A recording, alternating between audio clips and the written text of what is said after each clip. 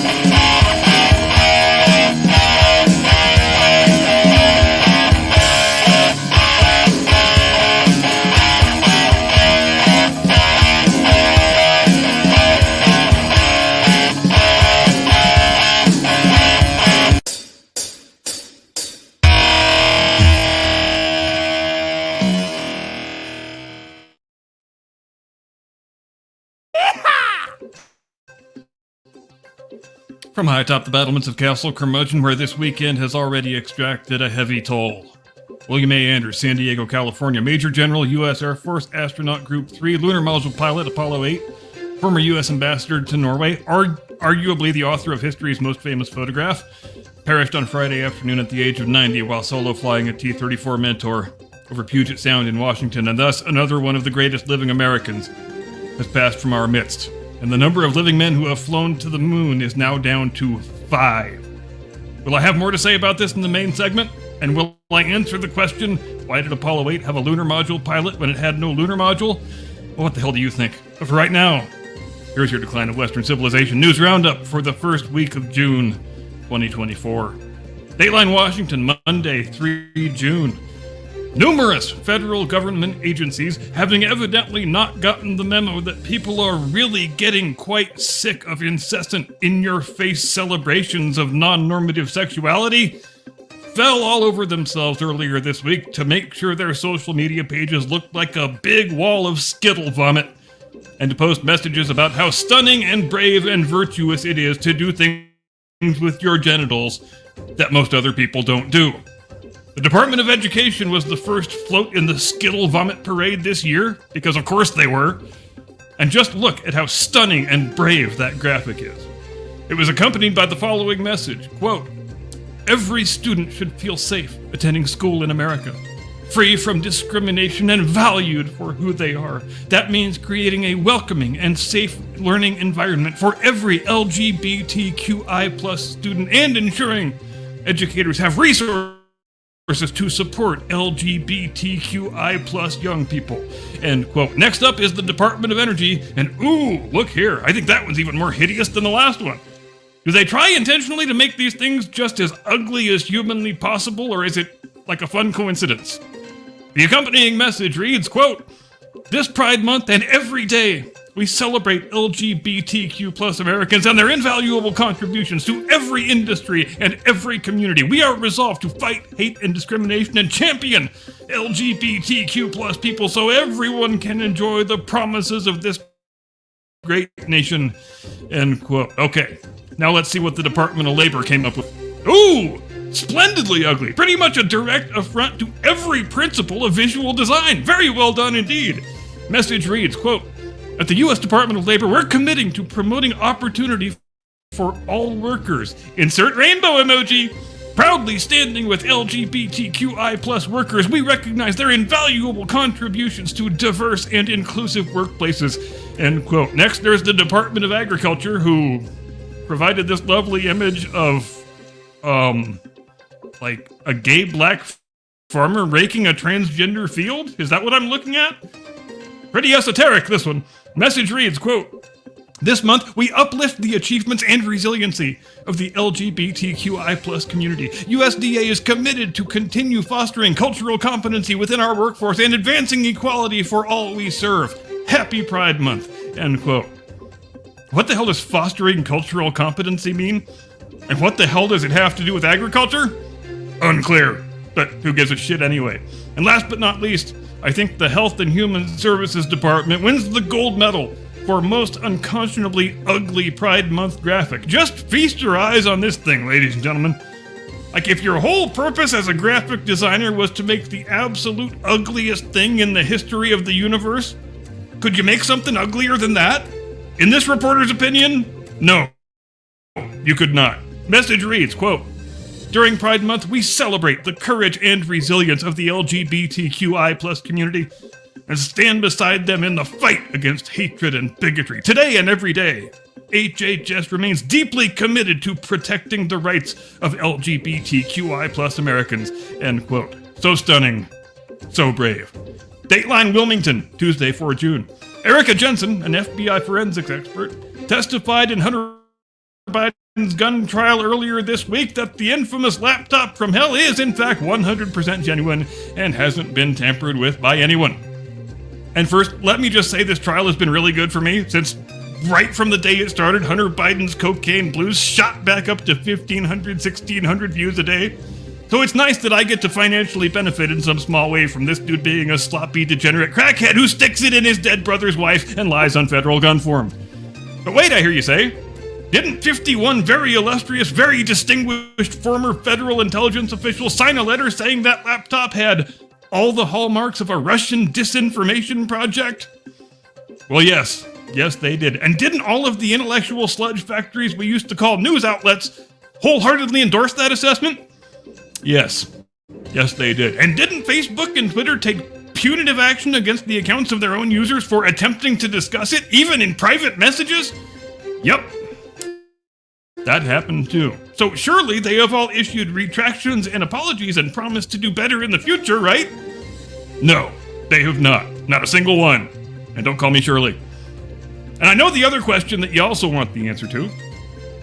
Why would the Russians try to frame a guy as a whoremongering crackhead who has openly admitted he's a whoremongering crackhead? Well, I ain't no fancy, well-pedigreed former intelligence official, but it would seem that theory was pretty damned implausible from the get-go. It's almost like these people were all lying on purpose in order to influence the outcome of an election. But nah, that couldn't be. These guys love democracy, and they treasure the sanctity of our institutions. Just ask them. They tell us all the time. Wait, you don't suppose they could be lying about that too? Dateline Washington, Wednesday, 5 June. Chennedy Carter, who's evidently a woman basketball player for a team called the Chicago Sky. Like, seriously? You had every team name to pick from and you chose Sky? In a league called the WNBA, I think it's called? Is there really a women's pro basketball league?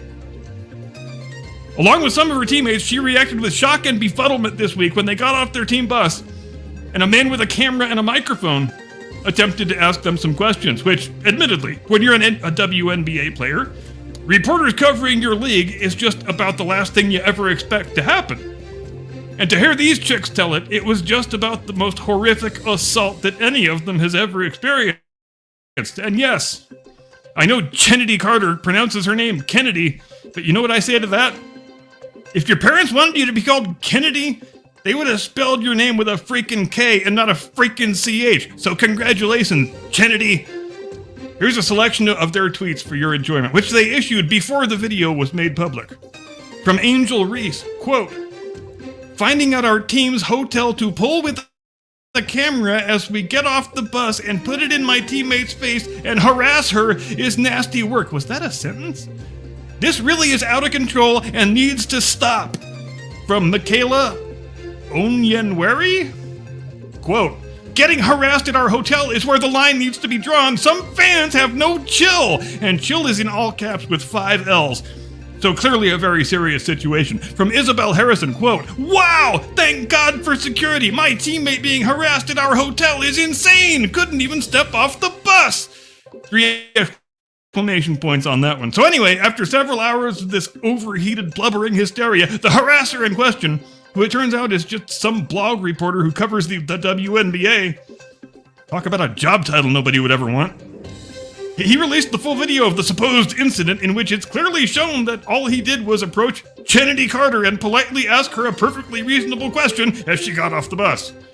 You know, like sports journalists typically do with pro athletes. So these young women are so unaccustomed to anybody giving a crap about them and their 28-year-old league that has never turned a single dollar of profit that when it happens, when they get a little tiny minuscule taste of what pro athletes have to deal with in leagues people actually watch, they portray themselves as crime victims.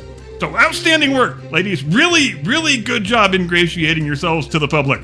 I'm sure women's basketball will be earning record TV ratings in no time. I'm sorry, I tried to say it with a straight face, but even with my nervous deadpannery, goddammit. Dateline Washington, Thursday, 6 June. Quite the Washington-centric roundup this week, eh? According to newly released transcripts of secret testimony from the fake January 6th committee, and brace yourselves here, this is going to come as a real shock. Members of the committee intentionally suppressed any and all testimony that was potentially favorable or exculpatory to former President Donald Trump. I know, it's a lot to take in. The idea that a made-for-TV committee constituted in total contravention of the House rules, the only time in U.S. history that's ever been done, for the express purpose of being a primetime entertainment product for people with end-stage Trump psychosis complex, produced by an ABC television crew, no less. Not ABC News, mind you. ABC Television would be engaged in anything else but an open and honest, good-faith effort to ascertain the truth. And I'm sure it will come as an even greater, more disconcerting shock to learn that the committee member who was the most enthusiastic suppressor of inconvenient testimony was none other than Liz Cheney of Wyoming, one of the 2 Trump-hating Republican lapdogs selected by Nancy Pelosi to sit on the fake committee, and thus, hopefully, the thinking went, impute it with the laughably unconvincing veneer of an exercise in bipartisan truth-seeking. Who even needs Democrats when you've got Republicans like that, am I right? Now, according to the transcripts, which, if you believe the rumblings of the last couple days, may yet result in criminal referrals for certain members of the fake committee, Cheney was particularly eager to play up the claims of Cassidy Hutchinson, who famously claimed that Trump tried to commandeer the presidential limo and drive it to the Capitol on January 6th, and in one of those moments you only get from the fake news industrial complex, was later proclaimed an historic figure by Wolf Blitzer, right before Anderson Cooper, in an apparent act of fake news one-upsmanship, declared, with a perfectly straight face, "Your grandchildren will know the name Cassidy Hutchinson." While Jake Tapper polished his smart guy glasses over in the corner and Jeffrey Toobin jerked off on a webcam somewhere. Don't you ever change, CNN. And they say they don't understand why we call them fake news. Do they really not understand? Because that might be the real story here. Former White House Deputy Chief of Staff Anthony Ornato, whose testimony was shunted out of the primetime network TV extravaganza and into a secret closed-door session with no committee members present except Ms. Cheney, and who was present for all of the events in question, testified in no uncertain terms that Miss Hutchinson was lying out her ass and nothing like she described ever took place. And surprise, surprise, not only did none of that testimony make it into the fake committee's fake final report, but it was completely suppressed to such an extent that we're only finding out about it this week, 18 months after the fake committee was disbanded and pursuant to a Freedom of Information Act request. Would it be nice if Liz Cheney caught a criminal referral for engaging in such shocking acts of professional malfeasance? Yes, it would. Would it be nice if every member of the fake committee caught a criminal referral for participating in it? Yes, it would be very nice. Would it be nice if Nancy Pelosi caught a criminal referral for ignoring the House rules in setting up the fake committee? Yes, that would be nice too. But ultimately, do I think this is just another case of congressional Republicans talking a big blustery game, but ultimately having nothing in their hand but a wet noodle? Sadly, yes, I do. Dateline Nashville, Friday, 7 June. The Tennessee Star has obtained 46 pages from the private diary of the 28-year-old transgender woman who murdered 6 people at a Nashville Christian school in March of last year. And first of all, credit to the Tennessee Star for reminding us what real journalism looks like. Because ever since this incident, 15 months ago, not one single scrap of the killer's writings, which are many and quite voluminous by all accounts, including her manifesto that was intended for public consumption, has yet been released to the public. And why not? Well, I think we all know the answer to that question. It's because we are not allowed to see anything that might suggest any transgender person is mentally ill and or criminally psychotic, because any such information stands in opposition to the narrative and the message. And you can always tell when a town has got a woke police chief, can't you? Because when there's a mass shooting by a transgender, and for those fans keeping score at home, there's been 5 of those in the last 4 years. The cops tell us we do not ever get to see that person's diaries or their social media posts or any damn other thing. But they are always very assiduous about referring to the mass murderer only with his or her preferred gender pronouns. And as far as the fake media go, hell, I'm old enough to remember when the press were the people whose entire job was supposed to be bringing to light information that is being censored or suppressed by government authorities for reasons either of political expediency or outright corruption. But not if it has anything to do with any transgender school shooter. We're going to cover that story just as little as possible, and when we do, we're going to say the cops have done a good and proper thing by slamming the lid shut on anything the killer ever said or wrote. And obviously, we are going to take great care to only refer to the mass murderer with his or her preferred gender pronouns, because transgenderism is a good, healthy, normative thing.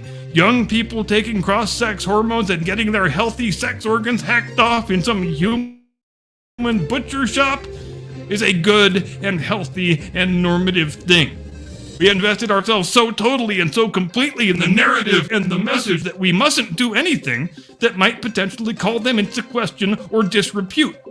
We certainly can't release any information or cause any information to be released that suggests any transgender person is deeply emotionally troubled and requires extensive psychiatric care in order to ameliorate these very serious mental problems that are not going to be fixed simply by getting a fake penis stapled onto themselves where their vagina used to be. Because the narrative stipulates that transgenderism only occurs in people who are otherwise perfectly normal and healthy and well-adjusted and just happen to have been born in the wrong body, which, I'm sorry, but there is no way around the fact that that is a religious claim and not scientific. That's all there is to it. You can either get with the program, or you can be declared a filthy, awful bigot and be deleted from polite society. Take your pick. And now that I have completed the work of earning this episode a yellow dollar sign, just like every damn other episode, which I wear as a badge of honor, you've been wondering. And with that, I'm going to land this bird. My distinguished colleague, your illustrious co-host, the man who is to large furry hominids what Admiral Bull Halsey is to naval combat, the one and only, your friend and mine, Mr. Caucasian Sasquatch. Tactical nuke incoming!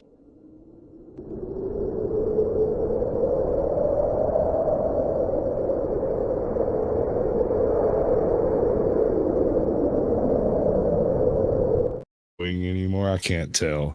Hey, ladies and gentlemen, welcome to the Blast Radius. This week, along with the dominant hominid over here, because we all gotta have a tagline, I guess. I've got Midlife Bro Logic backstage. He's gonna do another rant at us or some kind of something. We've even got a plan worked out on how this is supposed to work, right? So I'm gonna add you to stage, I'm gonna put you in the right place, and then we're gonna do this part of the thing, right? Nope, that's not it, damn it. Do the right one. One of them. There you go. All right. Have at it, my brother. Oh, I thought I was doing an opener. Okay. We can do that too, bro. Yeah. All right, take that down for a minute. Fuck it. We'll do it live. Fuck it. We'll do it live. We'll do it live. Fuck it. All right. What's up? Thank you to all my millions of fans. I'm reporting to you live from Port-au-Prince, Haiti. That's right. I'm in Haiti right now. More on that later. So happy Pride Month, first and foremost. I wanted to thank Captain Curmudgeon for such a stunning and so brave monologue. It was indeed excellent, as always is the case here on Blast Radius.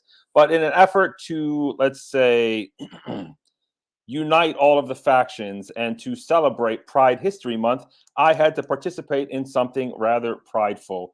And no, I did not try out for a job at my local glory hole.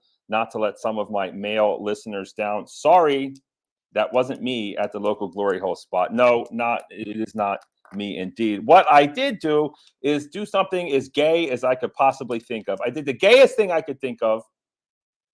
Oh, wait a minute. I can't yell. I had a meeting with HR earlier, and it's been determined that I yell too much. And maybe I say things that might be deemed as hateful. So this is the new subdued and cool Barnabas, aka Midlife Bro Logic.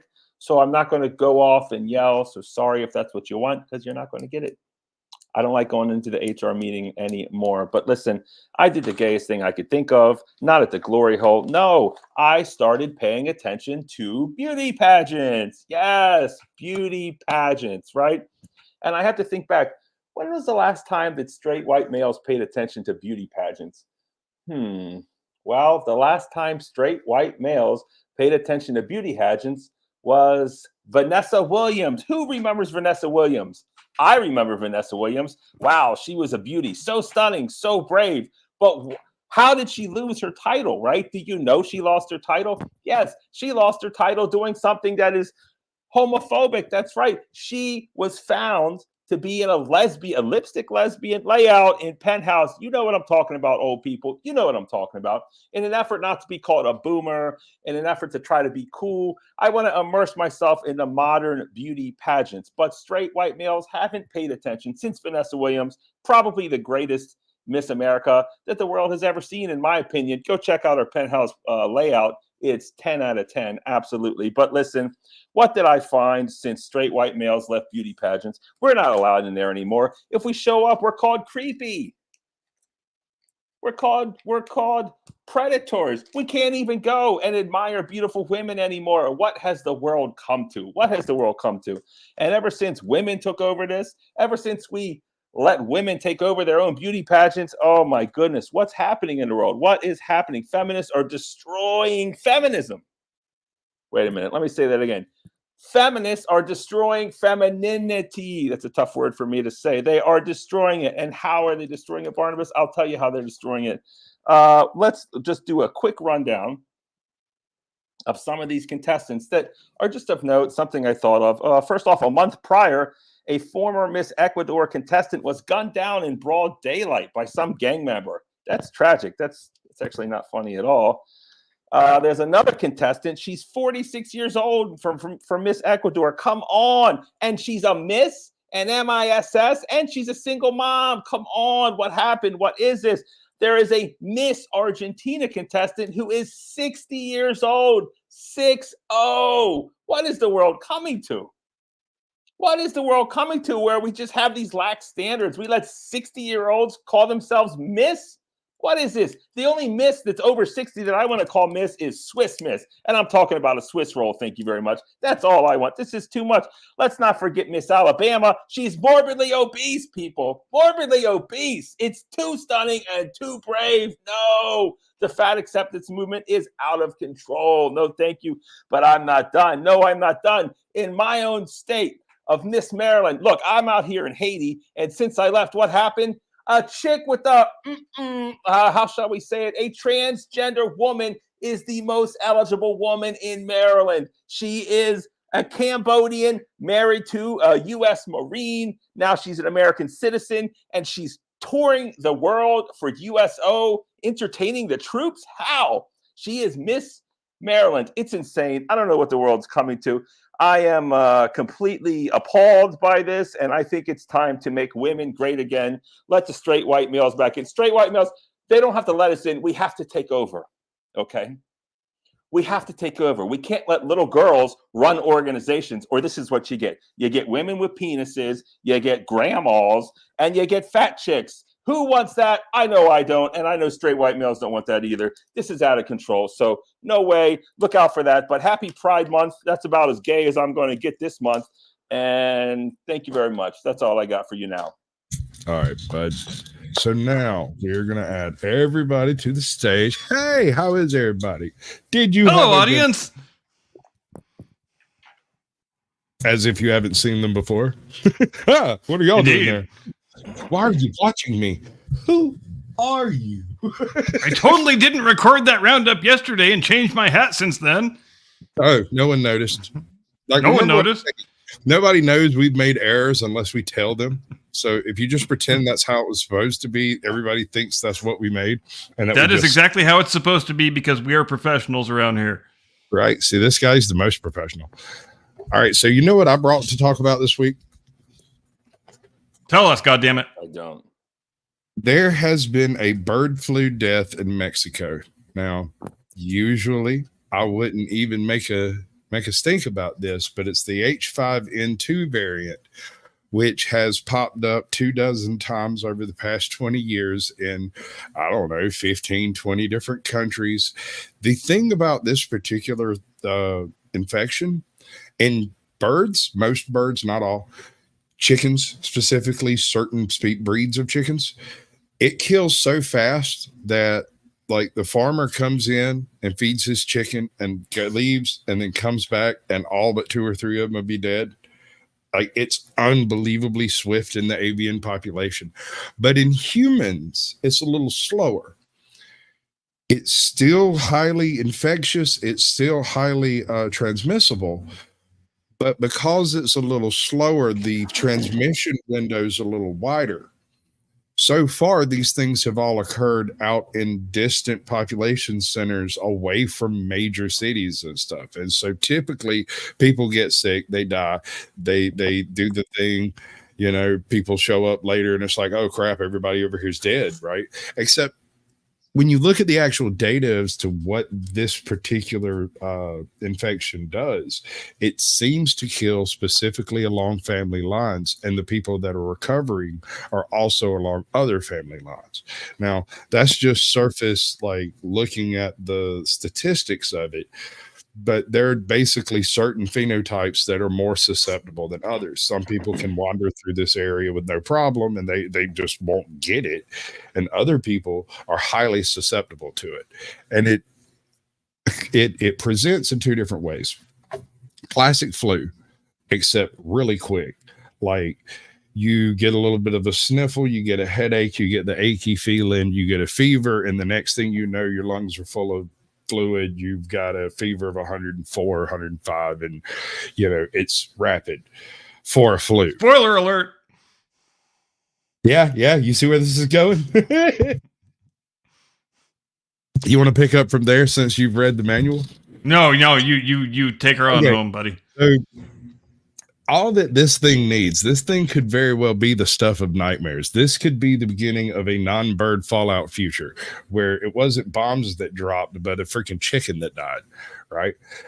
If it lands in certain populations, like it seems to be most virulent in sub-Saharan African populations, but it has something like a 15% mortality rate for anyone who gets it. It's just a little higher in other populations. It's not within what do they call it? Within error of the poll. So Margin of error. It's not within the margin of error. It is a notable thing that Northern Africans have less immunity to this thing than Southern Africans do. And I don't mean South Africans. I mean like Congolese, those people. You people. I don't know. I don't know. That sounds pretty racist. I agree. So what we have is a bug, a wild bug that is not new. We've known about this for 20 years. It's been popping off here and there and everywhere. I've got footage over here from 10 years ago that was uploaded. So talking about the very same variant and the very same concern that some chickens got sick and died. Well, this occurrence that makes it newsworthy is the fact that the chickens got sick and died, then the ducks got sick and died, then the Mexican got sick and died. And that is it jumping species. And occasionally when that happens, you end up with a runaway wildfire, kind of like we had with that previous little shenanigans that I'm not going to mention. But do we reckon this is in time to induce a lockdown before election?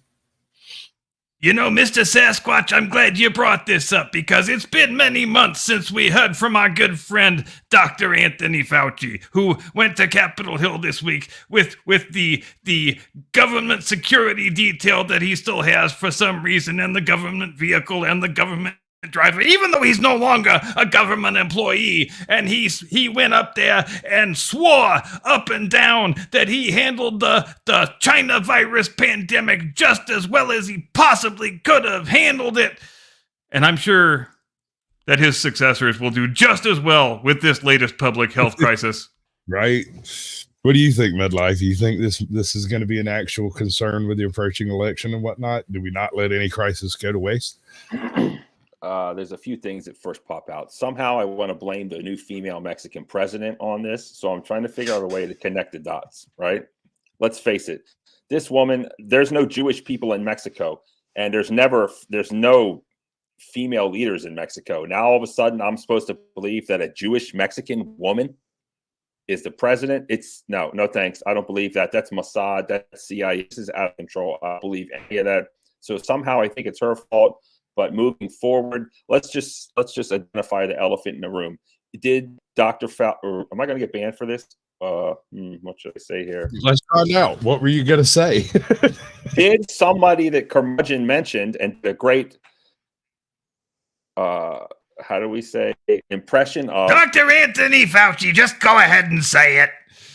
Did he create a certain type of strain of something to kill black people? Let's just say it, right? Like that's what my black friends will say, that they're out here creating things to eliminate them. And with this type of information, it's like, I hate to put on my tinfoil hat, but maybe it's time. There are people who say that very thing. This is not a fiction. No, if there is ever a good reason to put on the tinfoil hat, it is for the maniacs who run our public health establishment. Let me put my tinfoil hat on. Maybe someone created this. It seems like what they're making this, and this is what I don't understand. The other thing was created in China, right? I thought China was our enemy. Why are we funding China to create deadly viruses? I'm trying to connect the dots here. The only thing I see is all roads. Because the government made Fauci and Daszak offshore their work from the United States because it was so fucking Frankenstein-y and dangerous. So they had to build the Wuhan Institute of Virology. Basically, what went down is they were like, hey, we need funding. And they went, what are you doing? Oh, gain of function research. Not here, you're not.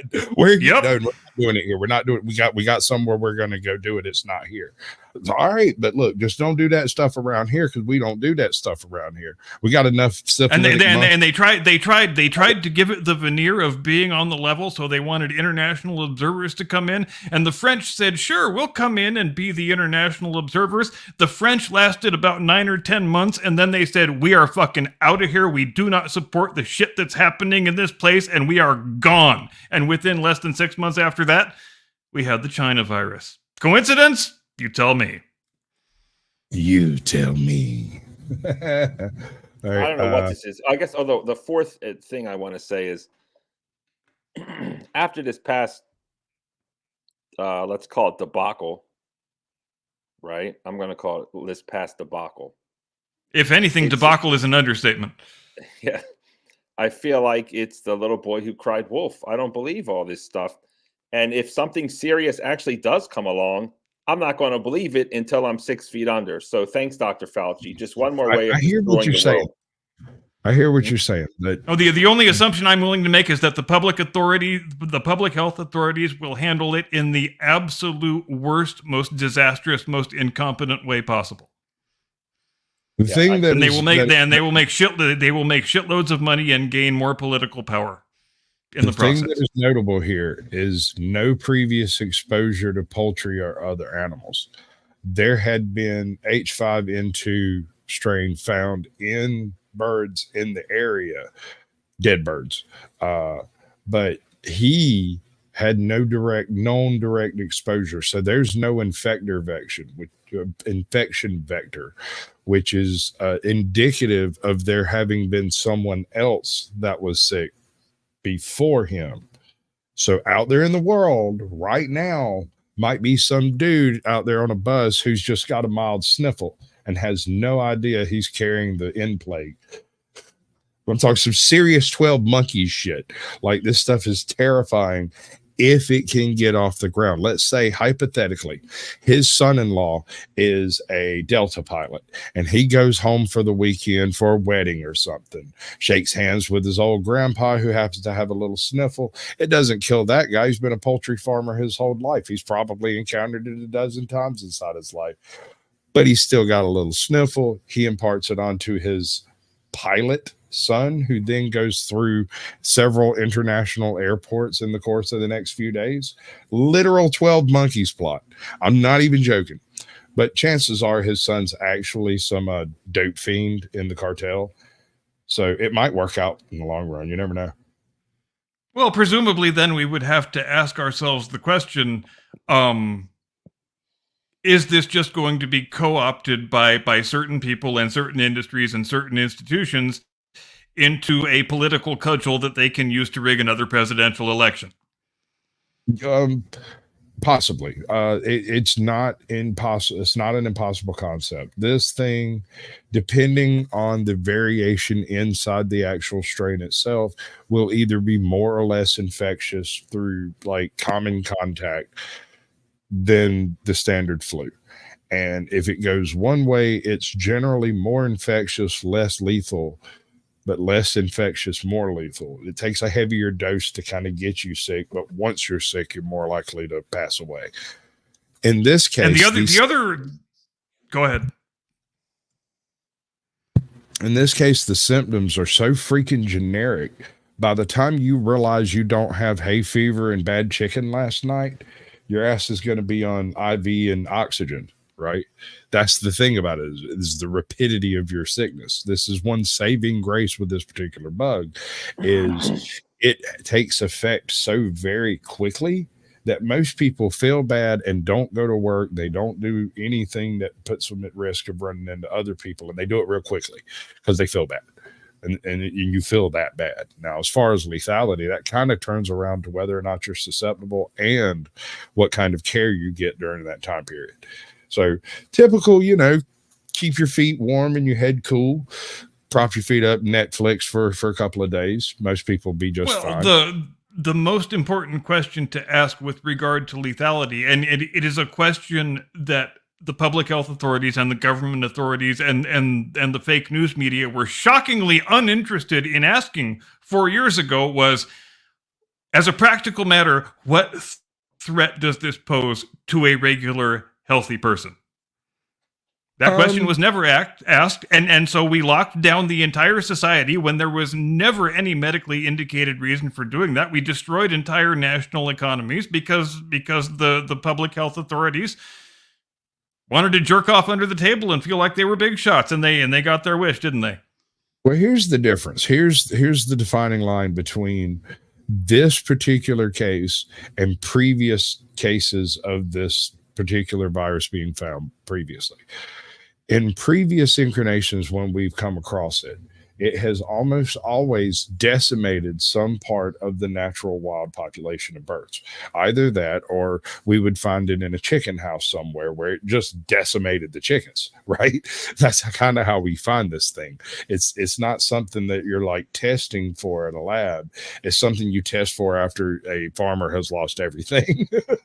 Has there, refresh my memory, has there ever been an avian flu that turned into a pandemic in humans? I mean, in terms of globally? All right. So not that we can define in modern history, not that we know of, not pandemic. There's been a handful of major outbreaks that have taken place in Southeast Asia. There's been a couple that have taken place in like freaking Sri Lanka, one or two in some of the chicken houses in like the Gambian in Africa, Ghana, the tropical regions, right? There was a few in South America that largely affected like industrial, like the kind of modern industrialized chicken houses that we use in America, but without the modern technology to support it, if you get what I'm saying. And so these are but more or less they were all fairly localized and didn't make the jump to being global disasters. Right. And they largely only affected the birds and the people immediately associated with the birds. And so 10 or 12 people might get sick. You might have one death of the old guy that's the old guy on the crew, right? What makes this particular case different is the fact that a human death has already occurred. And as far as I know, it's the first inkling that anything has taken place. Usually there's a mass die-off of chickens or ducks or waterfowl or something. You go find 10,000 dead swans in a freaking lake, and then somebody over here dies of this. But in this case, he died of it, or at least with it.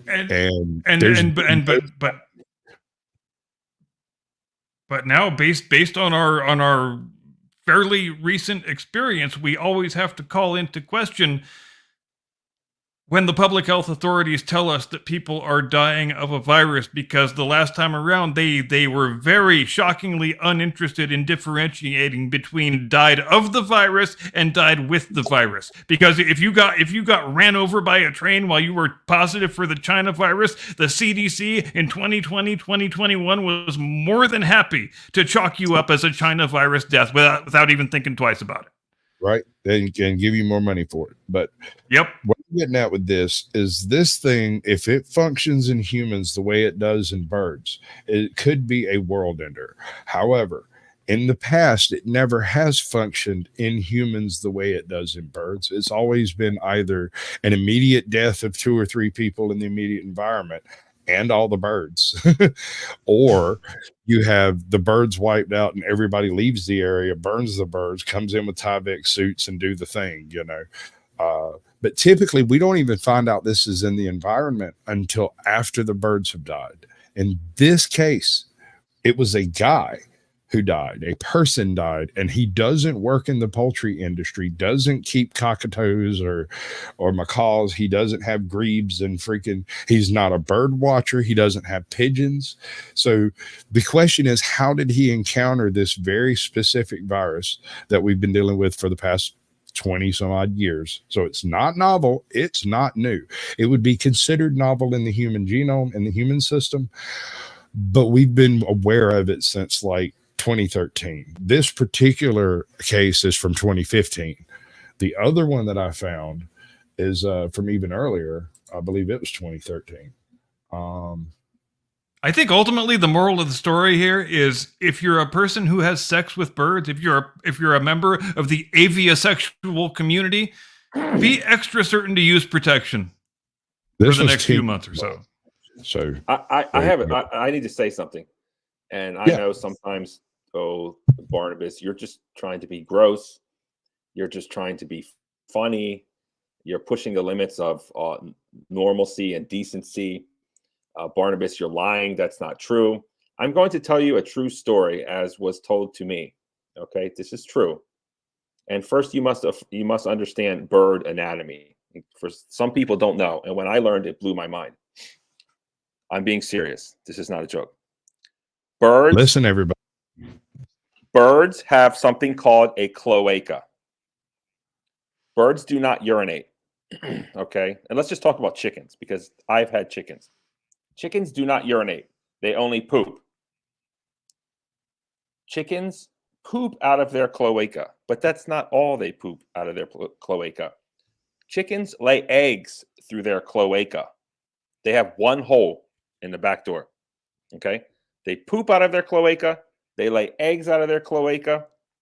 And yes, they have sex through their cloaca. And roosters, aka cocks, don't actually have cocks. They have cloacas too. So it's like lesbian scissors or something. It's very bizarre. I'm not making this up. This is real. Cocks do not have cocks. Okay? So now we understand chicken anatomy. And we're talking Chicken about scissoring just became my favorite thing in the world. Yes. Well, I mean, it is like doggy style or chicken style, but the rooster just like baggity boom, biggity bang. He's done in like 4 seconds. It's super fast. Your money's on the dresser, baby. Yeah, that's how it works. But okay, so back to this Mexican chicken bird flu, and of course, Captain Curmudgeon made a joke about having sex with chickens. Now, again, I'm not joking. Of course, I didn't see it with my own 2 eyes, but I worked with a guy, a Mexican dude, and he said when he was young, yes, he said he would have sex with chickens. I'm not making this up. Did he ask you to hold the He loved feathers? it. What? Did he ask you to hold the feathers? I wasn't there, right? I didn't see it. I met him in New York okay. City, right? So, and I didn't have chickens back then, but Evidently, there were no donkeys or goats available. So what do you do? Yeah. So apparently, people in Mexico are having sex with Make chickens. you grow like a chicken, boy. I'm not joking. Again, I didn't see it, but he told me, and I don't think he was joking. Then I'm gonna make you quack like a duck. Sorry to interrupt. A duck for a duck, $25 for a fucked up duck. Maybe that's how it jumps species. Yeah, I You don't know what kind of sound a turducken makes, boy? Oh Lord. Oh Lord. No, all I'm getting at is this: there's 2 ways this can go. It can get bad, or they can try to make it bad, and it won't really. This is the kind of thing that, if it's going to transmit the way it previously has in humans, it's not going to be a major problem. It'll be a small outbreak, but we may have some chicken problems in the near future. However, if it does that weird novel lung variant that it's done a couple of times in the past, these things travel very quickly. Well, yeah, because who the hell knows if Dr. Frankenfauci has been doing fucking gain of function research on the damn thing at the Wuhan Institute. You're not wrong, but at the same time, it is the H5N2. We know specifically what variant it is, what strain it is, and so we have had experience in the past with it. Do you remember back in the day when there was that SARS, what was it, MRSR? MSARS or whatever it was, the Mediterranean severe upper respiratory. Was it the swine flu of 2009? No, it was earlier than that. I think it was around 2002, 2004. It was before. It was like towards the tail end of Bush's, the second Bush's. Because I caught the swine flu of 2009, and that was the sickest I have ever been in my adult life. That was 5 times as bad as the China virus in my case. In my case, COVID was the worst I ever caught. That shit almost killed me. It debilitated me. I still have like small effects from it, like my freaking sinuses have never recovered. For me, it was I felt kind of shitty for a few days, and that was it. I wouldn't rate it as any better or worse than your average flu. Here's an interesting aside. When I started my channel, it all came together. Like I wonder about my voice before COVID because bef- I started my channel immediately after recovering, right? So apparently my voice changed a bit after having contracted because you got to I'll tell y'all that story later backstage because you won't believe the actual tale. It's ridiculous, but Well, and it's been the same deal with Lady Curmudgeon because we both caught the damn thing at the same time, and I was recovered in a few days and had forgot about it, and she says that she still has lingering effects from it right up to the present day, and I know other people who say the same thing. yeah, dude, my left lung never did fully recover from that. I'll tell you the whole story. It's a little bit wonky and it disagrees with the general narrative by a specific point.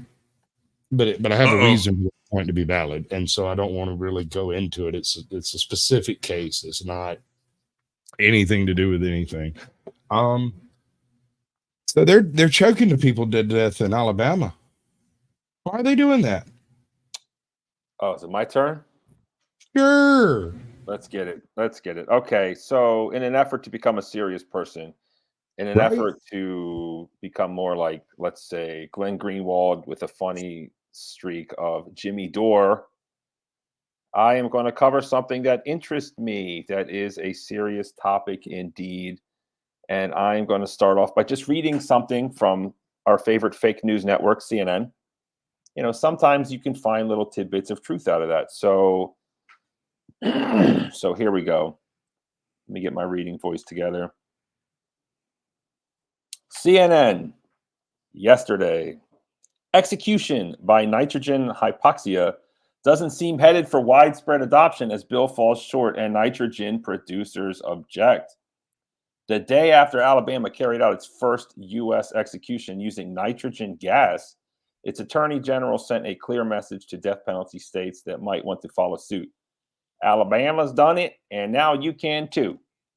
Indeed, in the weeks immediately following the January execution of Kenneth Smith, it appeared a handful of states were listening, introducing bills that would adopt a method known as nitrogen hypoxia or a similar one. Officials behind each framed the legislation as an alternative method that could help resume executions where they had long been stalled. But months later, as the circumstances of Smith's death continue to fuel debate about nitrogen hypoxia, it's also increasingly unclear whether more states will, in earnest, follow Alabama in implementing the method, which involves replacing the air breathed by condemned inmate with 100% nitrogen, depriving them of oxygen. Of course, for the uneducated or the people who don't know, you are breathing 80% oxygen right now.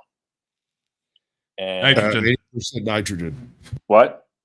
Nitrogen. 80% nitrogen. Yeah, sorry, 80% nitrogen and 20% oxygen is what humans breathe on Earth.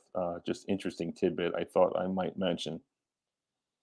Oklahoma and Mississippi have also legalized nitrogen hypoxia, but Alabama, which plans to execute a second inmate with nitrogen gas this fall, so mark your calendar, people, is the sole state to have put someone to death using it.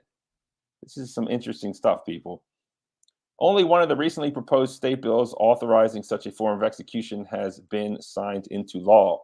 Two were stuck before committee, and their legislators adjourned this year, and sponsor of the third acknowledged its future is uncertain. We're not seeing a lot of states jumping on board, said Robert Durham, director of the Death Penalty Policy Projects at Phillips Black, a nonprofit law firm that specializes in post-conviction legal representation, describing the bill as a reflective reaction by some legislators in some states who are desperate to find alternatives to lethal injections. I think that in states in which there are not reflective reaction and legislators actually take time to consider what it means to suffocate a prisoner to death with nitrogen gas or other gas, you are unlikely to see gas adopted as an alternative. Meantime, several manufacturers of nitrogen gas have said they oppose their products being used for executions, echoing the kind of bans many pharmaceutical companies have instituted for their drugs and lethal injections. So that's the problem, in case we don't know. Obviously, in America, the preferred method is lethal injection, but these pharmaceutical companies are not really interested in having their drugs to kill people, right? Especially the doctors. There is a Hippocratic oath, and you're supposed to do no harm. So it's kind of contrary to all of that. Anyways, taken together, what do we have here? There's very few states that are actually still interested in executing prisoners. One execution is not enough experience to predict what is going to happen among the handful of states that want to get back in the business of killing prisoners. But beyond the initial reflexive introduction of bills in a small number of states, I don't think there's going to be a larger first wave of attempts to expand execution methods across the country. While some U.S. states decades ago used lethal gas to execute prisoners, that's insane, right? They use cyanide. They still have gas chambers, FYI. Yep. The use of nitrogen San Quentin. hypoxia, the use of nitrogen hypoxia is new. And within weeks of Smith's execution, legislators in Louisiana, Ohio, and Kansas put forward bills to adopt nitrogen hypoxia, while a fourth bill in Nebraska that predated Smith's execution got renewed attention. It was a small group, given capital punishment remaining on 27 states and federal court. Often what states do is they imitate, said Austin Stratt, a professor of political science and law at Amherst College, who has written extensively and critically about the death penalty. He cast nitrogen hypoxia as just the latest method for states to seize upon it in their search since the 19th century for a method of execution which would be safe, reliable, and inhumane. Only Louisiana bills, though, has received the governor's signature, making it the fourth state to adopt nitrogen hypoxia. So there you have it. This is a new method. Also, I have some notes I'd like to read, of course. I don't really have a good light. Oh, there he is. This looks kind of weird. This thing. No, I went and got you stuff, dude. It makes you look cool. Amazing. Like we need to do this show. No, I appreciate that. That looks great. But here's what I want to read. There's current execution methods in the United States. Of course, lethal injection, the most common method used by 28 states. It involves, we know what it involves. Electrocution, still available in 9 states, Alabama, Tennessee. I don't know the other 7. Oops. What kind of a butt munch do you have to be to wake up one morning and be like, nope, sir, I'm going to go with the freaking light socket. Just give me a nice light socket to stick the finger in. We'll go out that way. Probably a Metallica And fan. for me, it's going to take a lot of convincing to convince me that suffocation is more humane than any of the alternatives. You know, I'm a guy who often gives France a hard time and the French a hard time, but I will give the French this. I don't think there has ever been a more reliable and ultimately humane means of execution than the freaking guillotine. And They efficient. they don't use that, do they? No. It was just outlawed in 1981. Yeah, just recently. Not nearly long enough ago. When Yeah. was the last time it was used? 1980, 81. like 1980. It was right before it got outlawed. What? Yeah. Oh my God! Yeah. I should read about that. In Well, fact, they still maintain the equipment just in case. Wow. But wait, there's more. To answer your Okay, here. electrocution question, I think perhaps a fan of Metallica, they might want to listen to Ride the Lightning. Ride the lightning. Yeah, maybe boomers understand this. You can also get the Firing Squad. That sounds like fun. That would And be my of course- choice. Which is still an option, I believe, in Idaho and Wyoming. Firing Squad, Mississippi, Oklahoma, South Carolina, and Utah, apparently. Interesting indeed. You can get the gas chamber still in 6 states. Arizona, California. I thought California was illegal. No, in California, our governor has put an absolute moratorium on capital punishment, even though the people voted in multiple referenda that they wanted capital punishment to still exist. Our idiot, sleazy, greasy douchebag governor says that doesn't matter, and he knows better, so he has effectively banned it. Oh, well, I guess, sorry, my notes are out of whack here. And then guess what? An oldie but a goodie, you can still get some in Delaware, New Hampshire, and Washington, is hanging. I mean, that's pretty interesting. No, that's classic.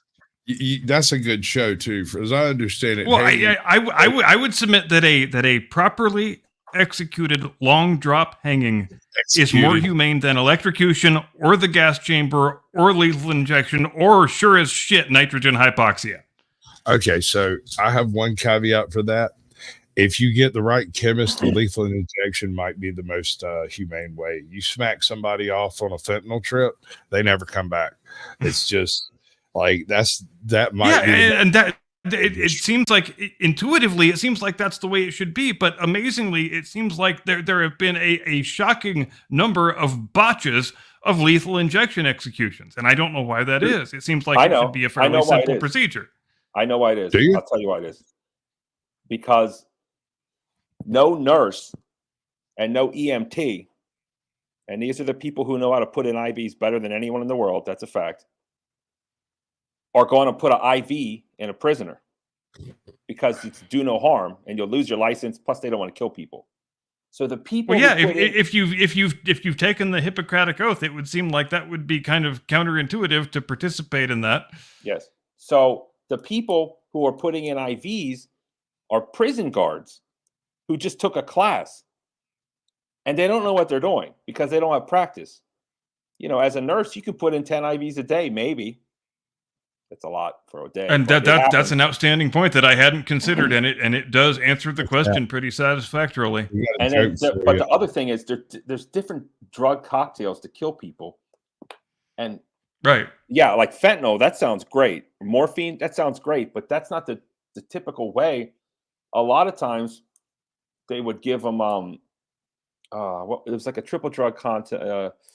They would give them a hold on, stand with me. Phenobarbital is one of them. Did you see the joke, Cap? How many gears does a French tank have? One. Reverse. No, but God damn it! French rifle for sale, never fired, only dropped once. The one combination that they used commonly, the third drug is actually potassium. And yeah, they basically salt you to death. But no, potassium, it will make you hyperkalemic, and then your heart will not beat in the proper method.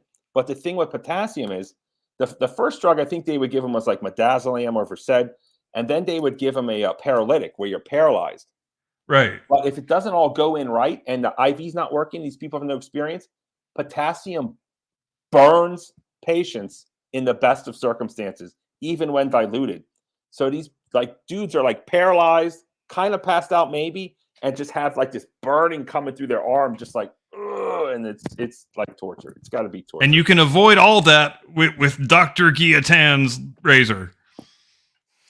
Yeah, I mean, maybe we should bring that back. Interesting. This. I think we could do a lot. I think this is a classic case of just fucking overthinking the shit out of the problem. When you've got methods that are perfectly good and acceptable and humane as they can possibly be, and you still try to improve on them, and it has the opposite of the desired result. I mean, what the hell was the gas chamber? Who the hell ever came up with cyanide gas as an execution method? We had it in California for like almost half a century. It feels like they had a show on how to kill an elephant in order to promote electricity for an execution method. I did a video on that. Yes. Dude, people are evil, vile, terrible creatures and will turn a buck on anything they can get their hands on. Yeah, Topsy the elephant. That was her. Oh, but tell the reason why he did it. Electricity. Go ahead. He was promoting electricity to be used in various prisons because prisons was in his mind the next big entrepreneurial step. Well, and ultimately it was one theater of the war between Edison and Westinghouse over AC versus DC, and the Edison camp was very eager to demonstrate that the opposing technology was deadly and horrible and nobody should use it, and so they used it to fry a fucking elephant as a means of driving the point home. Yep, and it worked. It worked. Well, yep. I mean, worked like a charm. Felt like, can you imagine it 2 days later? Because they couldn't just pick that thing up and move. Elephants are ginormous, bro. They're huge. Yep. I still want to eat one. Go to You Africa. probably bro. could There's if only you one went to the get right elephant.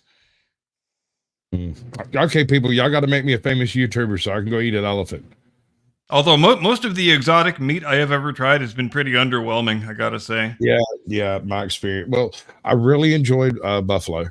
That was very excellent. I liked it. I didn't think it was that great. I've had it a few times. I had what I was told was giraffe, but they may have been jerking my chain. But the people that I was dealing with were from South Africa. So, I mean, I don't know for sure, but it tasted like deer to me. So it kind of rings the right bell, I guess you could say. I don't know. I had ostrich, and I found it pretty much indistinguishable from chicken. Right. Ostrich Which is I would red. call them with it. No, ostrich is red. It's like steak. I think you're confused. I thought it tasted the same as chicken. Oh, well. It's a red meat. It was good. It was supposed to be the next big thing, but it didn't pan out. Yeah, So I know ostrich is fine. there's been efforts in various countries to promote it as a major meat product, but I don't think any of them have succeeded all that great. Not well. There was a big push back in the late 70s, early 80s in Georgia to open emu and ostrich farming. And Oh yeah, I remember that. it might have been Hurricane Hugo come through here, and all the ostrich farms and emu farms accidentally lost all their stock and got paid out in a big AG bill. Mm. I never did quite understand exactly what took place there, but I know that 15 years later, I encountered a completely wild juvenile emu traveling with a group of turkeys. I was so confused by it that I immediately left the place I was at because I wasn't there to hunt turkeys, and it's a $10,000 fine to hunt turkeys. And my pops asked me why I didn't shoot the emu, and I said, okay, let's say I miss, right? How are you going to convince the game warden I wasn't shooting at turkeys? And that was the very first time in my life I ever saw my father belly laugh. I'm reminded of when in Louisiana at one point they tried to get people around to the idea of eating nutrias, which are those big gigantic river rats that are an invasive species from South America, and I don't think that went over too well either. I hear tell they're actually pretty good if they're smoked. That something I've heard that too. The smoking actually makes it more like a beef barbecue type brisket. No particular interest in eating rodents myself, but if you're into that, more power to you. If Edgar Friendly can wolf them down, I got no problem with it. There you go. All right, you have what did you do as far as the astronaut? How much of that are we covering? Are we getting? If you want me to talk about Bill Anders a little bit, I will talk about Bill Anders a little bit. Well, I did go and get some Apollo 8 footage. Let's roll that footage. This is from Periscope. Fuck me bouncing. It always happens like that. From Periscope Films, they are trying to save all the old government footage, the public domain stuff. You're familiar with that. I know their work, and it's good work. So essentially, this is not edited in any particular fashion to prove any kind of point or anything. It's just the crew of Apollo 8 doing stuff over the course of the training, which is just fine. I can talk over that until we're done. Get it right. Wrong one. We're gonna do it right. I swear to God, dude, we'll figure all this crap out in post. Damn right we will. Bill Anders came into the world during in a pretty interesting time and place. He is born in Hong Kong in 1934. He is the son of Lieutenant Arthur Anders, who is the executive officer of USS Panay. And the reason that the U.S. Navy is in Hong Kong is because we are doing patrols on the Yangtze River, because this is after the Japanese have invaded Manchuria, and there are indications that they might want to conquer more of China. So our Navy gets sent in to dissuade them from doing any such thing. And the USS Panay, under of the boat of which Arthur Anders is the XO, is one of those river patrol boats that is patrolling the Yangtze, and the USS Panay incident is really the first time that the Japanese and American forces ever exchanged fire with each other. The Japanese later claimed it was an accident. Arthur Anders is wounded in the attack. I think 6, 7, 8 U.S. sailors are killed. The Japanese claim it was just an instance of mistaken identity, but they were probably lying. It was probably a bit of saber rattling. It was probably their cute little way of saying, "Get the hell out of China so we can finish conquering the damn thing." So that's how Anders comes into the world. And after the stuff in China is all over and our Navy gets pulled out of there, he winds up in San Diego, California. Yay, San Diego. He graduates from Grossmont High School, goes to the Naval Academy. And in those days, since there was no Air Force Academy between 47 and 63, everybody who graduated from West Point and Annapolis had the option of going into the Air Force instead of the Army or the Navy, respectively. So Anders does that. He goes to the Naval Academy because obviously he's the son of a naval officer, but he wants to fly airplanes. So he serves in the Air Force. He gets selected in Astronaut Group 3 in 1963, the same group as Buzz Aldrin, Gene Cernan, bunch of other guys you've heard of before. He winds up on Apollo 8 through kind of a haphazard means. He was actually a replacement on the flight. Mike Collins was supposed to be the number 3 man on that flight.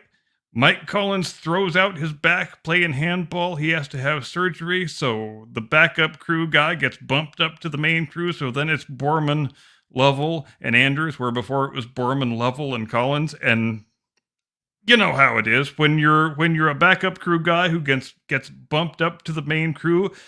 You kind of feel like a third wheel, and I think Anders throughout Apollo 8 kind of did feel like a third wheel because Borman and Lovell, they were best buddies with each other. They had flown together before. They had a very closely established friendship and working rapport. And here's the other thing about Anders, which makes him unique among all the men who have flown to the moon.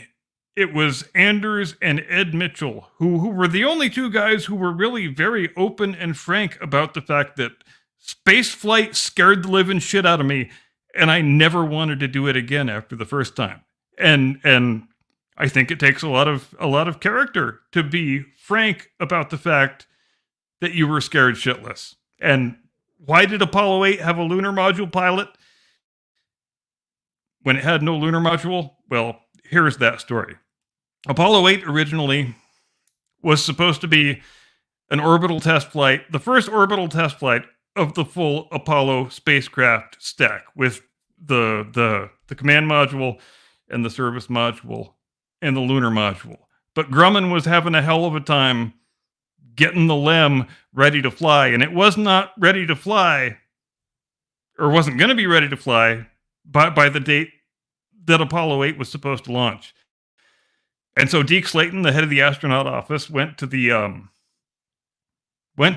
respective crew commanders, Frank Borman and Jim McDivitt, and he said, "You know, the mission you were supposed to fly is not going to come off because the LEM is just not going to be ready to fly. So what we can do instead is we can send Apollo 8 all the way to the moon. Even though we never planned on doing that, we've got no lunar module. We've decided that we can do it, so we're going to do it. So do you want to fly that mission, or do you want to fly the mission you were going to fly?" Jim McDivitt is the first guy, is the first commander that Deke Slayton puts the question to. And McDivitt says, "We have spent so much time practicing flying the LEM that we still want to do the orbital mission." And he poses the same question to Frank Borman, and Borman says, "I want to go to the fucking moon." And so it's decided that Apollo 8 is going to go to the fucking moon in December of 68. And that's what happens. And bear in mind here the experience of Apollo 13, because you all remember what happens on Apollo 13. They have a catastrophic failure in the service module 55 hours into the mission, and they have to use the LEM as a lifeboat and use the consumables on that vehicle in order to keep themselves alive so they can get close enough to Earth to then jettison the LEM and do a normal re-entry. But if that had happened, if they had had the same failure on Apollo 8, those 3 men are all dead. There is absolutely nothing that could have been done for him. And you have to think that Jim Lovell, the guy who was on both flights, he was acutely aware of that as he was, circling the moon on a free return trajectory, just trying to get back alive when he thought he was going to be landing on the moon. But that didn't all turn out that well. And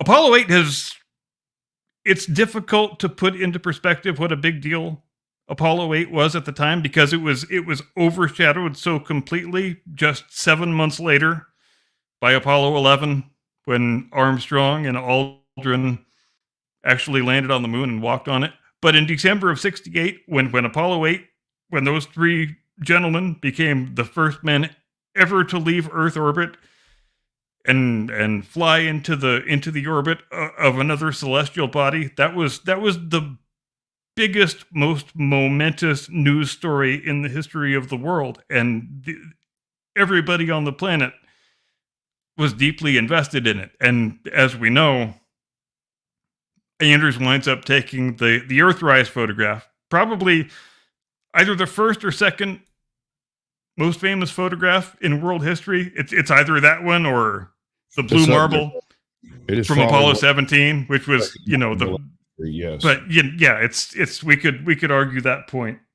all day. And Anders decides that one space flight is more than enough for him.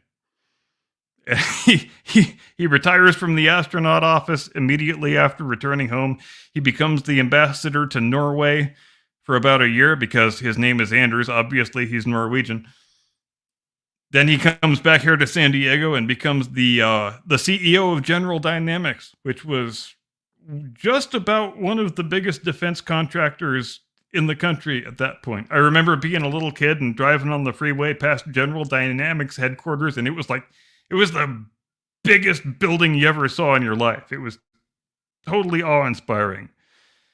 He runs that and then retires. I think in the late 80s, he retires from General Dynamics, and he spends the rest of his life. Oh, here's another thing I want to say about Bill Anders. The Apollo astronauts, as inspirational and uplifting and inspiring as that whole story is, the downside of it is that there are a lot of broken marriages in that story, and a lot of estranged children, and a lot of astronauts who never found the time to be good husbands and fathers. But Bill Anders was the exception to that rule, because he and Valerie Anders had the most successful life partnership probably in the history of astronauts. And somehow he found the time and the energy to be not only a top flight astronaut, but also a really outstanding husband and father. And that's another part of this thing that makes me sad, even though, there's something probably, I don't want to say fitting or poetic. I probably don't know what the correct adjective is, but to live to the age of 90 and still die a pilot's death in a cockpit with a stick in your hand. I think if you had given Anders the choice of dying that death or a death in a hospital bed hooked up to machines, he probably would have taken the pilot's death, but he also wouldn't have wanted to leave his wife because they were very deeply in love, and even after 60 odd years of marriage. And maybe that's the most inspiring part of his story in the end. What say you? I myself, I love it. Yes. Definitely. First of all, he didn't die in a crash. He died in a controlled descent. And don't lie to me, that man would not admit to having crashed anything ever. Well, yes, and I'm glad you brought that up, because when I first found out about it yesterday morning, and I was talking to my dad, and I said, I did contemplate for about 0.6 seconds the idea that this was some sort of intentional self-deletion, but then I said, no, there's not a chance in hell that Bill Anders, of all people, would wreck a perfectly good vintage airplane just to off himself. No way. He would never do that. That would be no like way in hell. 5-year-old guy down the street trashing out his 54 Bel Air, the one that he, fixed. Yeah, and even though the guy is 90 years old, he was in such fantastic shape and still capable of so much that you weren't thinking that this is one of the guys who was going to die imminently. So to the extent that a 90-year-old guy dying can be a shock, this was a shock. And maybe that's to his ultimate credit. I mean, what a stud. Who didn't want to be an astronaut growing up? Who didn't watch The Right Stuff and think that they could do it too?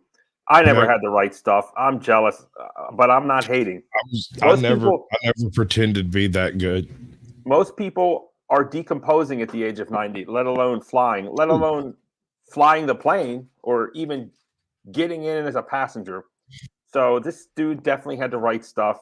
If I could just have a little bit of his chutzpah, I feel like I do a lot better in life. I am going to use this to inspire myself to do better in life and to live up to the standard of him. Of course, now that I become older and more doubtful of many of the things, I don't know about these moon landings. Maybe that's a bit controversial, but there's no doubt that many American heroes, they are heroes, gave it their all to space exploration and the betterment of America too. So to them, I certainly salute them. And this dude is amazing. It's amazing. This dude's an absolute Chad. He married the high school freaking prom queen and went on to basically live his entire life with her. It's absolutely phenomenal. Yes, and I'm going to throw this out there right now, and I say this from an informed perspective. Valerie Anders, hottest of all the Apollo wives, hands down. That's some real deep knowledge you have there of space exploration. Like I say, I've studied this subject extensively, and that's good. That's a good thing to study indeed. So I'll have to look it up. I mean, send me. I mean, do we have a photo that we should bring up? I think Sasquatch is. Oh, I'll find you one. Great. Give me a moment. Sasquatch won't like her because he only likes. Let's be nice. Thick girls with tattoos. I'll leave it at that. I like chubby girls. I don't mind I do like tattoos. I'm not gonna lie. I'm pretty sure this woman is not thick, and I'm pretty sure, yeah, there's no tattoos. I think this has something to do with coming across some of those old National Geographics when I was a kid, and seeing all the Native women with the piercings and the scarification and stuff. Because homie, like, that's what you like. It's even better if they're redheaded. Like, I don't understand it. Glad they don't have souls, or else I'd, feel bad. I could go on a real tangent on all this, but probably maybe I shouldn't. So I'll just. We've only got like another 10 minutes. I'm not sure if we've got Lincoln coming to private chat. And then we're gonna do what with it? God, that's a hell of a long link. It's Let's Valerie Anders. Nope, that does not work. I hope it's in. Does not work. That is not a functional link. Huh. It sent me. Give me another moment. Real page thing. Something I don't know. So that tangent you were talking about, you want to take a swing with it? Yes. I mean, this is kind of out there. Let me talk about YouTube, right? Let me talk about YouTube.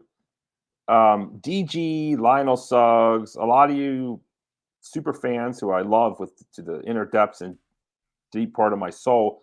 I have such funny comments that I'm trying to comment back to you, but YouTube won't even let me say anything at this point. So I guess I just have to verbalize it. I forget what I was saying, but it just bothers me. But on that note, speaking of National Geographic, I've noticed an interesting trend that South African girls are allowed to just dance around with their titties hanging out. I don't know if you've seen this. Don't bring it up because we'll probably get banned. I'm wondering why that is. Has anyone seen this and know what I'm talking about? The Zulu dance. Don't bring it up. We'll get banned. Like black South Africans? Yes. Zulus. Yeah, that's always been a thing. But it's like on YouTube, women dancing around with their boobs out. It just seems. Well, yeah. If you watch the movie Zulu from 1964, that movie is full of naked teenage African chicks. Yeah, I've seen and nobody batted an eye at it, and that was 1964. But it's just a bit. What is this? It's kind of shocking when you see women on YouTube top topless. But for some reason, the South Africans get away with it. I don't know.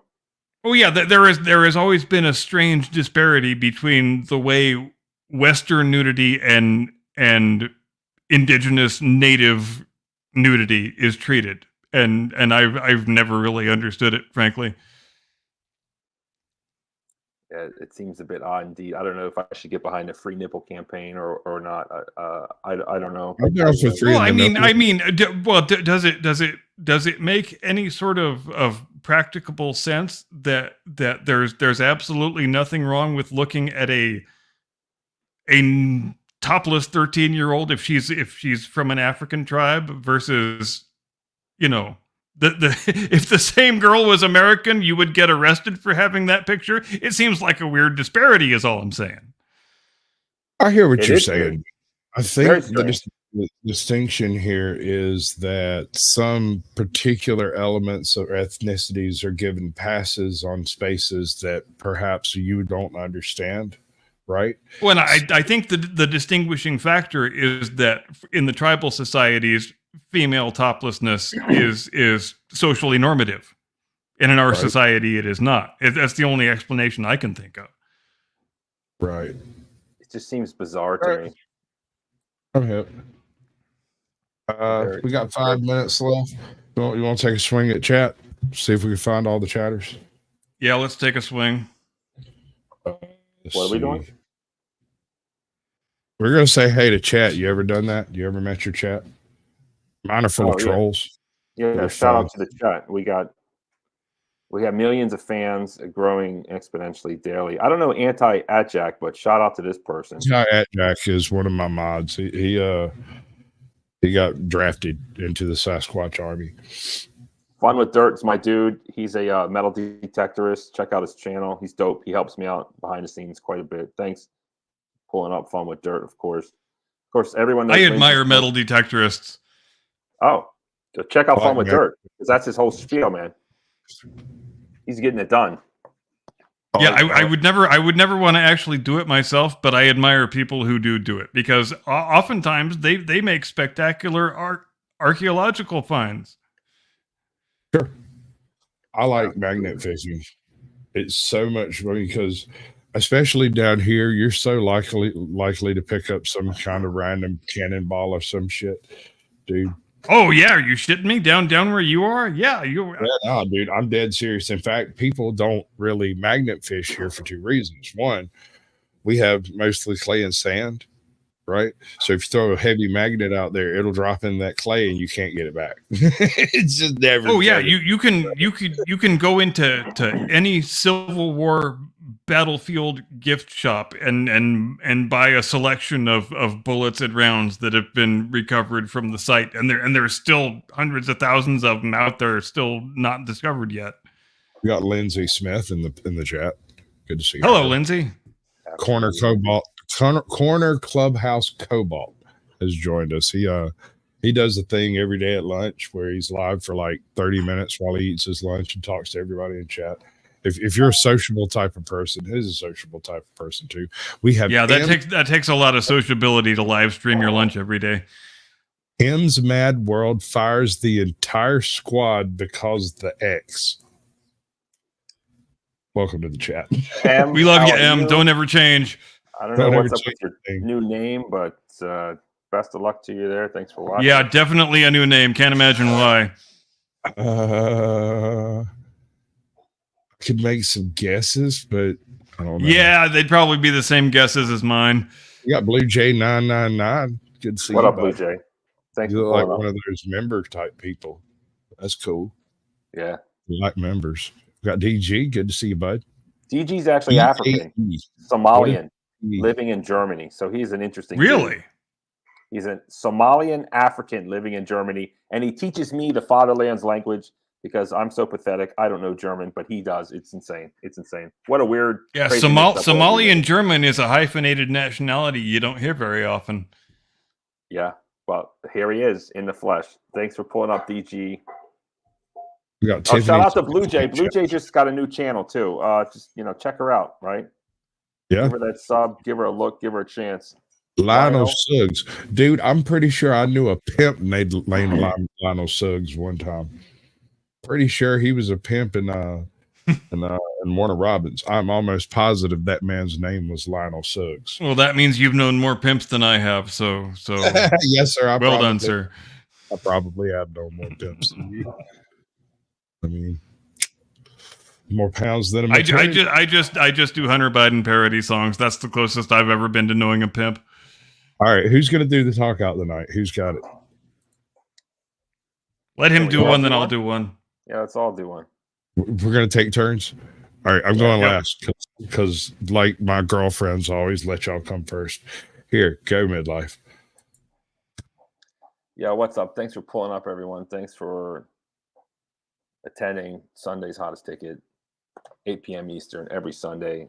Blast Radius featuring Captain Curmudgeon. And he's not extinct. He is real, a Caucasian Sasquatch indeed. And yours truly, Midlife Bro Logic. Some of you know me. Some of you love me. Some of you hate me. Whatever you do, watch me and tell all your friends.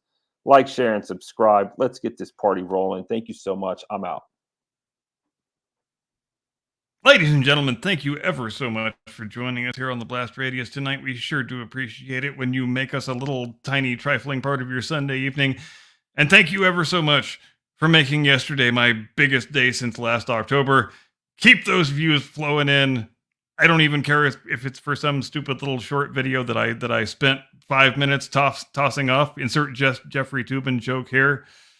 Be sure and tune in next week for Tony Gwynapalooza, because there's going to be wall-to-wall Tony Gwynn all the time, and I expect my co-hosts to be thoroughly researched and homeworked when they arrive.